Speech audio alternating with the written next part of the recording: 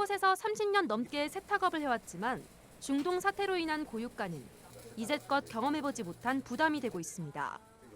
세탁에 쓰이는 세제 솔벤트 가격이 급등했기 때문입니다. 한 통에 3만 원에서 3만 5천 원까지 하던 솔벤트가 최근 2배가 넘는 8만 원까지 치솟았습니다. 예전에 기름 파동이 와도 이 정도는 아니었는데 이번에는 설마 했는데 너무 올라요. 앞으로 얼마만큼 더 인상이 될지 알 수 없으니까 그게 더. 기름값뿐 아니라 옷을 포장할 때 사용하는 비닐 가격까지 올라 겨울옷이 몰리는 성수기지만 한숨만 늘고 있습니다. 고유가 여파는 시장 상인들도 힘들게 하고 있습니다. 40년 넘게 떡집을 운영해온 사장님도 요즘처럼 힘든 때가 없었다고 합니다. 떡을 포장하는 용기와 비닐 가격이 크게 오르면서 부담이 커졌지만 그렇다고 떡값을 올릴 수도 없습니다. 용기가 올라서 비닐가 없어서 장사가 정말 하기 힘든 거는 처음이에요. 장사를 접어야 될까?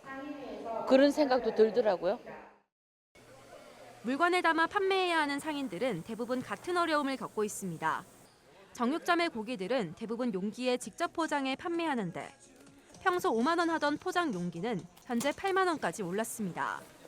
그렇다고 대안을 찾기도 쉽지 않습니다. 부담이 되죠. 부담이 되고 근데도 뭐 봉지에 담을 수는 없으니까는 전쟁 끝날 때까지 기다렸다가 일단.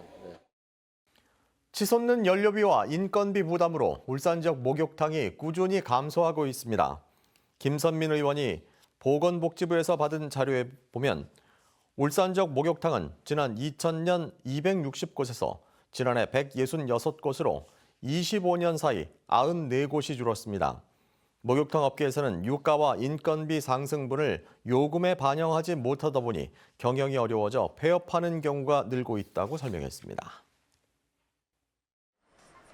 중동 전쟁 이후 기름값 상승세가 좀처럼 꺾이지 않고 있습니다. 주유소에서 판매되는 기름값이 리터당 2,000원에 육박하자 시민들은 자가용 대신 시내버스로 발걸음을 옮겼습니다. 요새 기름값도 많이 오르고 차량 오브제 때문에 주차하기도 어려워서 대중교통을 많이 이용하고 있습니다. 실제 중동 전쟁 발발 직후인 3월 한 달간 울산의 시내버스 이용객은 눈에 띄게 증가했습니다. 지난달 하루 평균 시내버스 이용객은 23만 6천 명으로 평소 21만 명 수준에 비해 10% 이상 늘어난 것으로 집계됐습니다. 평소 차량 통행이 많은 왕복 4차선 도로. 도로 곳곳이 갈라지고 덧댄 보수 흔적이 군데군데 남아 있습니다. 패인 도로 위를 차량이 지날 때마다 충격이 고스란히 전해집니다. 포트홀이 많이 있는 편이죠. 타이어 파손이라든지 서스펜션에 문제가 생길 수도 있죠. 그 정도의 충격이 오죠. 이 도로는 이달 초 재포장 공사를 시작할 예정이었지만 공사가 무기한 연기됐습니다. 중동 사태 여파로 도로 포장 주 원료인 아스팔트 가격이 크게 올랐기 때문입니다.